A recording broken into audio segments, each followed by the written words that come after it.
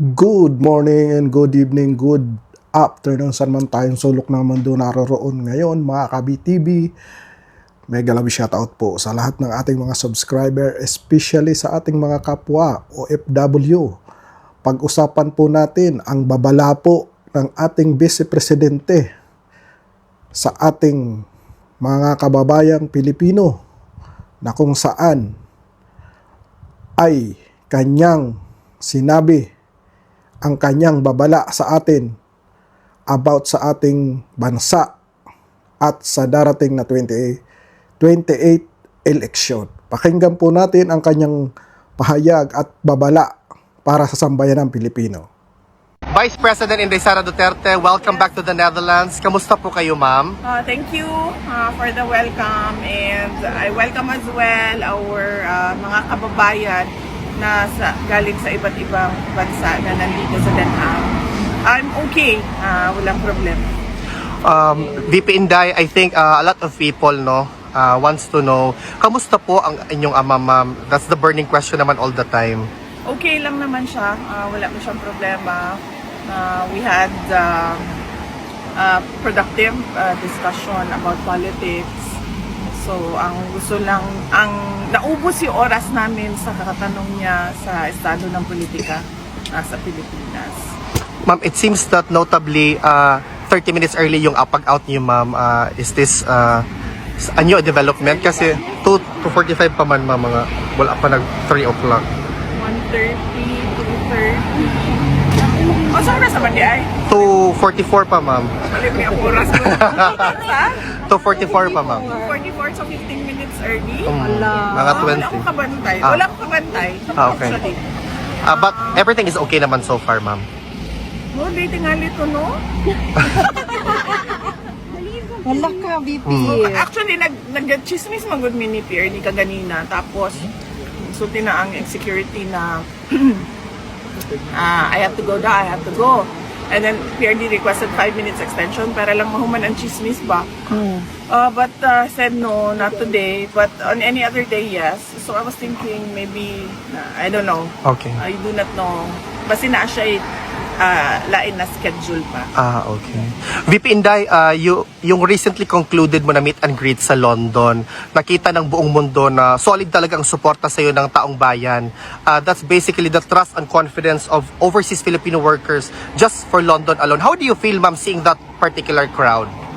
Well, heartwarming at nakakaiyak dahil karamihan sa kanila kapag na face-to-face na, ang una talaga nilang tanong is kamusta na si Tatay Digong.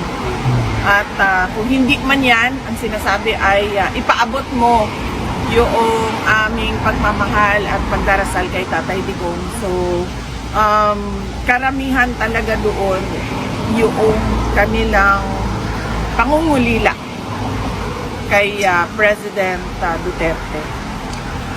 VP Inday, in as far as a positive development is concerned, yung results sa dalawang survey Pulse Asia and SWS, talagang nakikita na yung trust and confidence and your ability to lead in as far as being the Vice President of the Republic of the Philippines is concerned has resonated to the millions of Filipinos. So how do you feel, ma'am, na steadfast, steady, strong pa din ang suporta sa iyo ng mga Pilipino in comparison to what is alleged by some?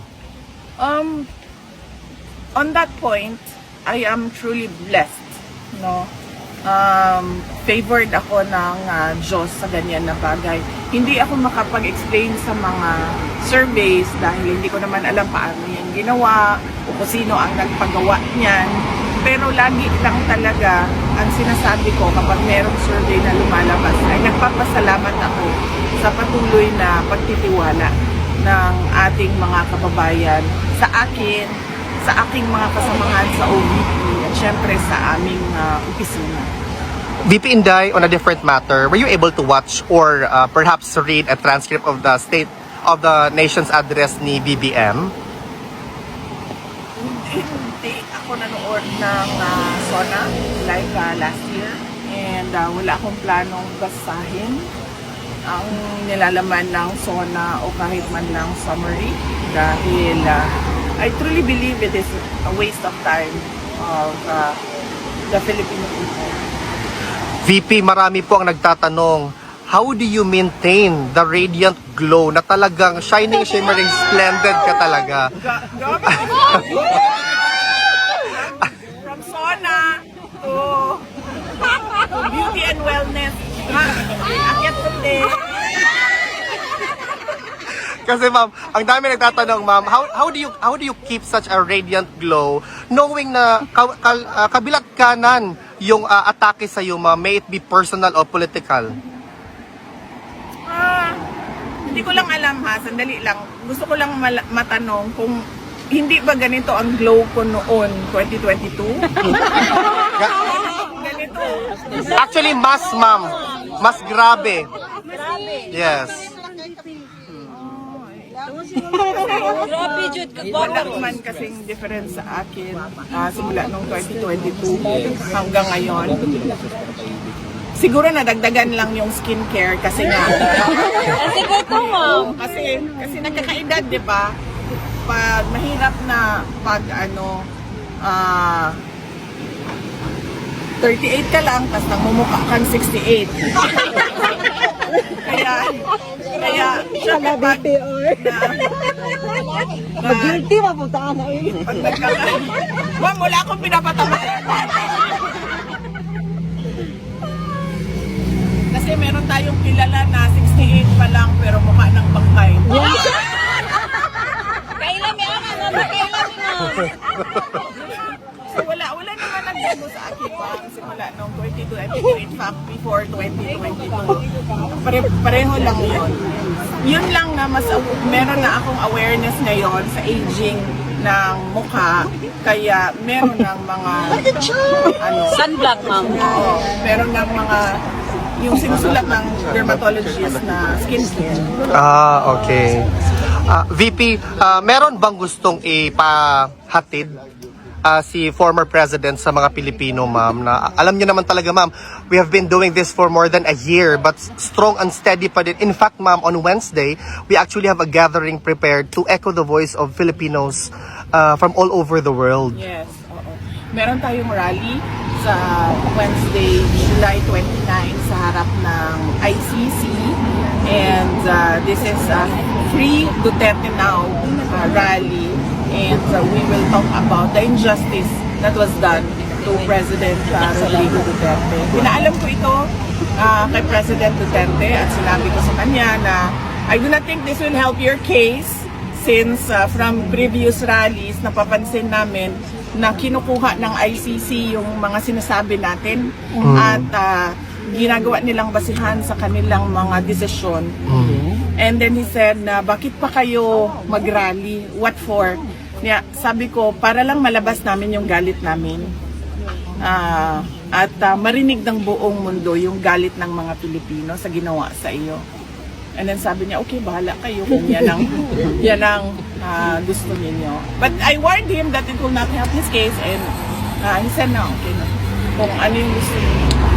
And you, ma'am, as our hope, the torchbearer for the light na makikita namin sa 2028, the future President of the Republic of the Philippines. Yes. What's your message to your supporters, ma'am, na talagang lalaban hanggang sa dulo para sa bayan? On that note, din, no, I am truly blessed kasi simula nung 2016 hanggang 2019, midterm elections ng presidency ni PRRD. Noong 2022, 2025, pinakita din yon ng mga tao yung kanilang suporta. Hanggang ngayon, nandyan pa rin yung pagtitiwala at suporta ng ating mga kababayan. In fact, hindi lang yung kanilang suporta, hindi lang siya na parang, oh, gusto ko siya, sinusuportahan ko siya. Marami sa ating mga kababayan yung nagdarasal talaga gabi-gabi para we pray for Inday Sara, we pray for the Duterte family, we pray for President Duterte. At hindi ko alam kung saan nanggagaling yung ganyan kalakas na pagtitiwala at paniniwala ng ating mga kababayan. Pero kami, tulad ko, ako, tuloy-tuloy lang talaga ako sa trabaho ko. Kung ano yung mandate ng Office of the Vice President, apart from the Vice President being a constitutional successor, kung ano yung mga merong budget na mga programs and projects sa loob ng aming opisina, yun lang din at yun ang ginagawa namin.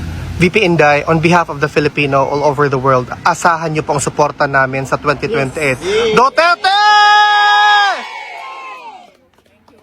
Dapat tayo maging mapagmatyan, dapat tayo makialam dahil sinabi ko na nga noon, 'di ba? We do not know if we still have a country by 2028.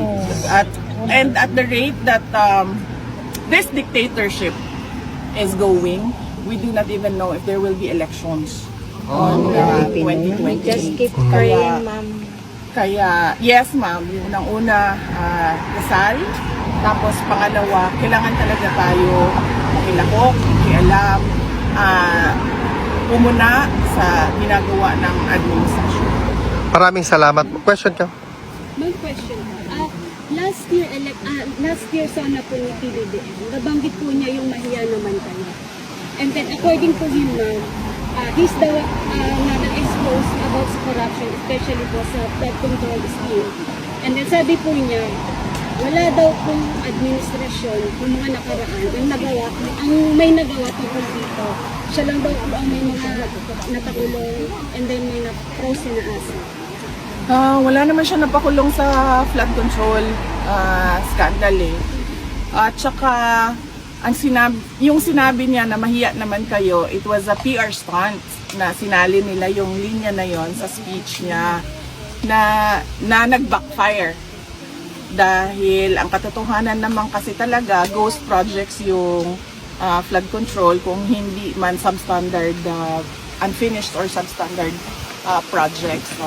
So, sinasabi niya na lang yan ngayon na parang ako yung nagsabi ng mahiya naman kayo para mailayo niya yung sarili niya doon sa flood control scandal.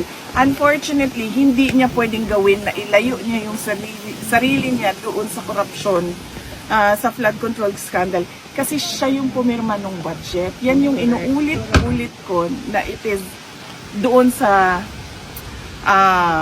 pag-file ng impeachment case sa kanya. Yun yung impeachable offense ko. Nagpumirma ka ng budget na alam mo madaming insertions, na alam mo yung NEP mo hindi na siya yung lumabas na GAA. At kahit pa man na nakikita mo na merong anomalya doon, pinirmahan mo pa rin yung budget. Kaya hindi niya pwede ilayo yung sarili niya just by saying na ako yung presidente na nagsabi na mahiya naman kayo at ako yung presidente na nagpakulong dahil wala namang nakulong eh. Na walang nakulong na mga tao na tumanggap ng mga maleta na galing sa flood control scandal. And ma'am, kanina sa sina po niya, nabanggit po niya na malapit na daw, o kakasuhan na daw po si Romualdez at may mga congressman na po na parang nagsiserve na po na sila ng warrant po sa mga congressman na involved po sa flood control scandal. Di ba yan din yung sinabi niya last year, bago mag-December may makukulong na. So meron bang nakulong bago mag-Christmas? Wala. So wag niyo na i-expect na makulong yung dating speaker o mga members ng House of Representatives. Wag niyong balik na lang tayo sa 20 pesos ang bigas. Yes. Diba? O di, balik tayo sa akin. Sa akin na lang. Dalawa lang ang hiningi ko eh. Nung pumayag ako na tumakbo, katandem niya bilang kanyang vice president. Yung isa doon, buwan pa lang hindi na niya sinunod. Wala pang 1 year. Isa lang yon. Related lang yon sa pakiusap ko sa kanya sa kailangan ko gawin gabi-gabi para sa aking mga anak kasi bata kayong mga anak ko. Wala siyang, hindi niya tinupad. Sige, sabihin na natin, no, personal yan eh. Pwede naman hindi to pa rin yan, eh. Okay, fine. Doon tayo sa 20 ang bigas. Tinupad ba? Hindi. Hindi. May makukulong before Christmas. Tinupad ba? Wala. So bakit pa kayo naniniwala at nanonood ng suna? Correct. Hindi na tayo. VP Inday, VP Inday, maraming salamat po, ma'am.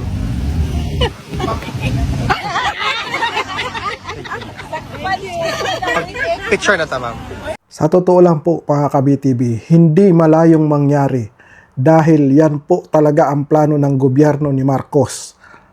Kung maaalala nyo po kahapon sa kanyang zona ay may lumabas po mga ka-BTV na di umano'y mayroong nagtanim ng bomba sa harap ng DOJ at sa harap sa labas ng Senado kung saan po, kung maaalala nyo po mga ka-BTV, ay parang may pattern po ang nangyari kahapon sa ginawa ng kanyang ama noon.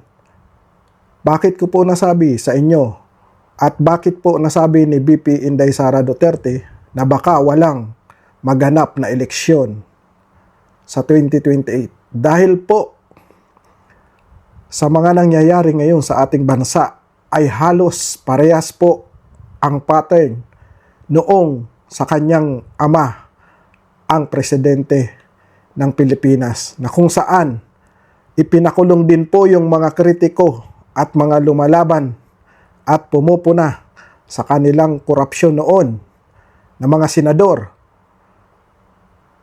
At din ngayon din po ay nangyayari na ipinakulong din po yung mga senador natin na lumalaban sa kanilang korupsyon ngayon. At yun nga po yung kahapon na nangyari na may di umano'y bomba na itinanim sa may DOJ at sa labas ng Senado. Ano po ang nakikita nating dahilan nito mga ka-BTV? Hindi po kaya gumagawa sila? Ito po sa akin lang po to, baka po gumagawa sila ng scripted para magdeklara ng martial law. At sa ganon ay walang mangyaring eleksyon sa darating na 2028. Hindi po malayo yun mga ka-BTV dahil parehas na parehas po ang pattern noong sa kanyang ama at ngayong kay BBM, kay Marcos Jr. Parehas na parehas po mga ka-BTV. Hanggang dito na lang po ang ating reaction video. At always remember po, God is good all the time. God bless us all. God save the Philippines. BTV React is now signing off. Bye-bye.